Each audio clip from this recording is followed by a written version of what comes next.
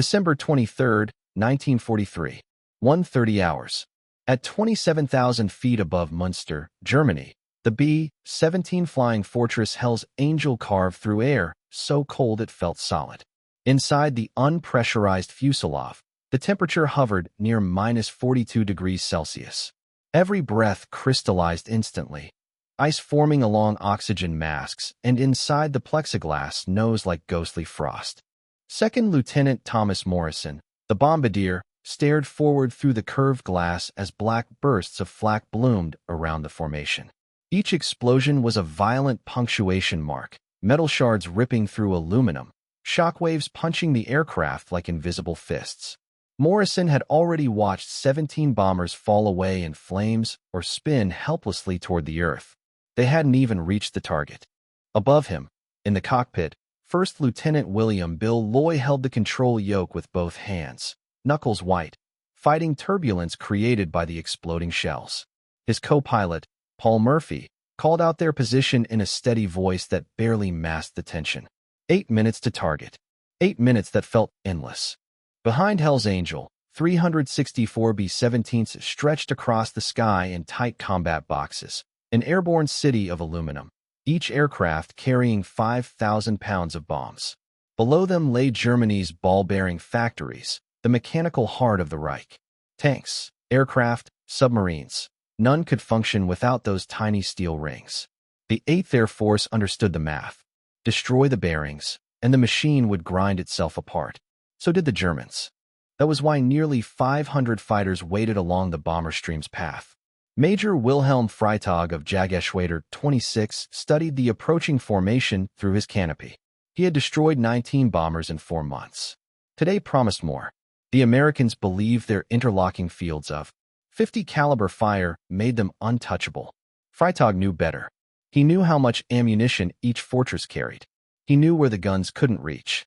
Most of all, he knew the truth no bomber crew wanted to admit. The guns didn't last forever. Each B-17 carried roughly 11,000 rounds of ammunition spread across 10 machine guns. In the chaos of combat, a gunner could burn through his supply in minutes. The ball turret, the most exposed position on the aircraft, carried just 1,000 rounds total. Once those belts ran dry, the bomber became something else entirely. A target. Staff Sergeant Michael Egan knew this as he curled inside the Sperry ball turret beneath Hell's Angel. At 5'4" and barely 130 pounds, he fit where larger men couldn't. The turret gave him unmatched visibility and absolute vulnerability. Beneath him was nothing but thin metal, plexiglass, and 27,000 feet of empty air. The first German fighters appeared exactly where intelligence had predicted. Focke-Wulf 190s, diving in from high 12 o'clock, closing at nearly 600 miles per hour. Egan tracked the lead aircraft through his reflector sight, calculating instinctively. Lead angle, speed, drop.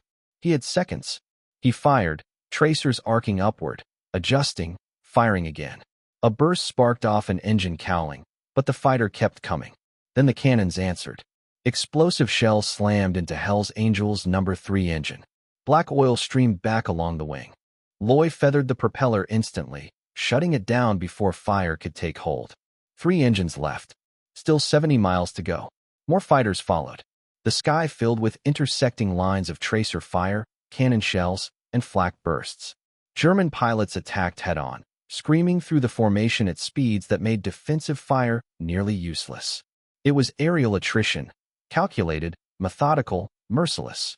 From the top turret, Technical Sergeant Harold Coleman watched a nearby B-17 take a direct rocket hit. The wing folded. The aircraft spun flat. No parachutes followed. 10 men gone. Coleman returned fire, walking tracers across a passing fighter. Smoke poured from its engine as it peeled away. One victory, but it felt meaningless against the scale of the attack. Egan glanced at his ammunition counter. 300 rounds left. Less than 4 minutes of combat had erased 70% of his firepower. He knew the word for what came next. Winchester. Bombers that went Winchester rarely survived. Ball turret to pilot, Egan called. I'm down to 300. Roger, Loy answered. Make them count. As if he hadn't been. The tail gunner was already silent. Waist gunners were nearing empty. One by one, Hell's Angel's teeth were being pulled. Freitag noticed immediately. Defensive fire slackened along the edge of the formation. Silent guns. Trailing smoke. Wounded birds. He smiled. Second wave, he radioed. Focus on the weak ones. He selected his prey. A B-17 drifting slightly out of position, its tail guns dead. Easy. His FW-190 surged forward, engines roaring, closing fast. Inside Hell's Angel, the aircraft shuddered again. Another engine coughed. Hydraulics bled red fluid along the fuselage like an open wound. Radios failed. Guns jammed. Still no target in sight. Loy ran the numbers in his head. 3 engines, 1 unstable. Half the guns silent. 70 miles to the target. 280 miles home. The math was turning against them. And the guns were almost gone. Hydraulic pressure continued to bleed away, red fluid streaking backward along the fuselage. That meant the landing gear might never deploy. Half the guns were either empty or frozen. The formation itself was unraveling as damaged bombers slipped out of position, leaving gaps that German fighters immediately exploited. Pilot to crew. Loy's voice came over the intercom, calm but heavy. We're continuing to target. Stay sharp. It was a brutal decision, but a rational one. Turning back now meant abandoning the formation entirely. Lone bombers rarely crossed Germany alive. Better to stay with the group, drop the bombs, and pray the escorts would be waiting on the way out. But over the target, there would be no escorts. Indian country. Egan checked his counter again. 240 rounds. He had made every burst count, but the Luftwaffe kept coming. A Messerschmitt 110 rose from 5 o'clock low, its twin engines hauling it upward beneath Hell's Angel's belly. Rockets hung under its wings. One hit would be enough. Egan tracked the climb, waiting, forcing himself not to fire too early. 400 yards. 350. 300. He squeezed the trigger. The burst walked directly into the cockpit. Plexiglass exploded outward, and the heavy fighter rolled away, trailing smoke. Good shooting, Ball, someone said. Egan didn't answer. 180 rounds left. The flak thickened as Munster drew closer. German 88s threw shells upward with mathematical precision, timed to burst at bomber altitude. They didn't need direct hits. Proximity was enough. Shrapnel tore through wings, fuselages, men. A fragment the size of a dinner plate punched through the roof above Coleman's turret, missing his head by inches before exiting through the floor. Freezing air howled through the new holes. His guns began to seize as oil turned to sludge. He worked the charging handles furiously, fighting ice as much as the enemy. Initial point in 2 minutes, Navigator Henderson called. 2 minutes until the bomb run. Once they committed, Hell's Angel would have to fly straight and level for 6 full minutes. No evasive action. No maneuvering. Riding the rails. Major Freitag watched the formation settle into its run. This was the moment. Predictable. Vulnerable. One bomber on the left edge caught his eye. Smoke. Weak defensive fire, listing slightly. That one's mine. He pushed his nose down, diving from 29,000 feet. His airspeed surged past 400. At that velocity, the bomber's guns would have seconds if they had ammunition left. Egan fired his last burst at a passing fighter. The tracers went wide.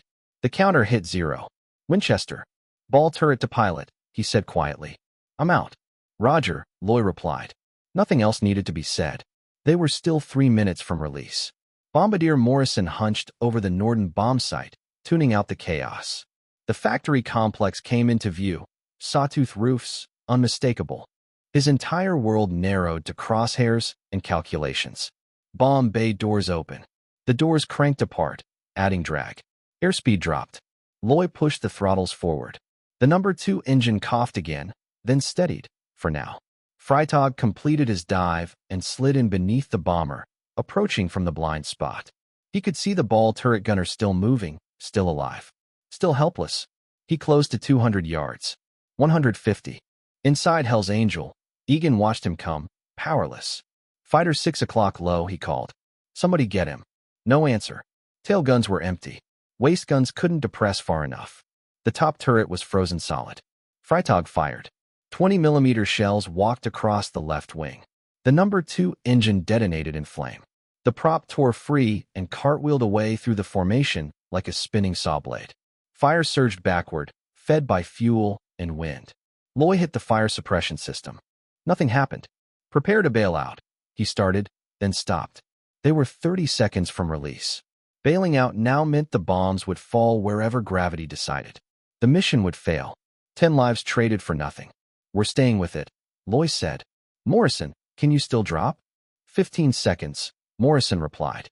Freitag circled for another pass, this time lining up on the cockpit. Kill the pilots, and it was over. Inside the bomber, flames clawed along the wing. The aircraft shook violently, but held course. Bombs away. 2.5 tons of explosives fell free. The sudden weight loss jolted the bomber upward. Loy banked hard left, turning away from the target, aiming west. Home. 2 engines left. 1 wing on fire. Hydraulics gone. Half the crew wounded. And 280 miles of hostile sky ahead. The formation no longer existed. Bombers scattered across the sky, each one fighting its own private war. Smoke trailing, engines dead, wings scarred. Hell's Angel sagged beneath them, bleeding altitude, the fire in its left wing chewing steadily toward the main spar. Throw out everything that isn't bolted down, Loy ordered. This aircraft is a physics problem now. Guns went first, then ammunition boxes, oxygen bottles, parachute packs. Anything with weight was heaved through the waste windows into the frozen void. Coleman ripped his turret guns loose and sent them tumbling after the rest, 1,500 pounds gone in seconds. It wasn't enough. They were still losing 500 feet a minute. Freitag stayed close, cruising beside the dying bomber, just out of reach.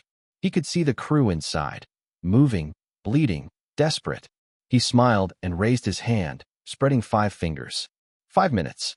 Inside the cockpit, Loy watched him, and an idea formed. Absurd, reckless, impossible. But they were already dead by the math. Egan, Loy said, can you get out of the turret? Yes, sir. Get up here. Now. When Egan reached the cockpit, Loy didn't look at him. Can that turret be turned manually? Egan hesitated. Yes, sir. Emergency hand cranks. But you have to be inside. I'm not planning to shoot him, Loy said. Egan understood instantly. You want to hit him? I want to ram him. The words settled like ice. Murphy volunteered first. Loy shut him down immediately. Then Martinez spoke. I'll do it. He was small enough, strong enough, and angry enough. Minutes later, Martinez squeezed back into the ball turret. Egan leaned in through the hatch, pointing to the cranks. 40 turns for a full rotation. You get 1 shot. That's all we need. Loy eased the bomber closer, feet at a time. Freitag noticed too late. Now, Loy shouted. The bomber slipped sideways. Martinez cranked with everything he had. The turret spun, momentum building, steel screaming against its housing. Freitag tried to roll away. Too slow. The ball turret slammed into the Focke-Wulf's elevator like a wrecking ball. Metal shrieked. The control surface vanished. The German fighter pitched violently downward, unrecoverable. Freitag fought the stick, eyes wide, disbelief replacing confidence as the ground rushed up. He never recovered. The fighter vanished into cloud. Then a dull flash bloomed below. Silence. Inside Hell's Angel, men shouted, then stopped. Martinez didn't answer. The turret was jammed. Cracked. Martinez was alive, but trapped. And the bomber was still dying. The fire had weakened the wing enough that it was folding now, inch by inch. We're not making England, Henderson said quietly. But the Dutch border's 50 miles. Loy did the math again. Almost impossible. Almost. They shifted weight aft. Every man who could crawl moved backward. Engines were nursed like dying animals. Altitude traded for distance. Then the last engine quit. The bomber went silent. A glider. They crossed the river at barely 3,000 feet. Brace for impact. The belly hit frozen earth at over 100 miles an hour. The turret tore away. The wings snapped. The fuselage disintegrated across a quarter-mile of farmland. Then, stillness. 7 men crawled out alive. They found Martinez inside the turret, unconscious, bleeding, but breathing. The turret had become his armor. Hell's Angel had died, but not quietly. The story spread. A bomber out of ammunition. A turret used as a weapon. A fighter beaten by desperation. The Luftwaffe never wrote the truth. It was too humiliating. But the crews remembered. Pulling a Hell's Angel became a phrase. What you did when the math said 0 and you refused to accept it. Wars are measured in numbers, but they are remembered in moments. A frozen sky. An empty gun. A man cranking steel with everything he had left. When the ammunition runs out, you fight with what remains. And sometimes that's enough.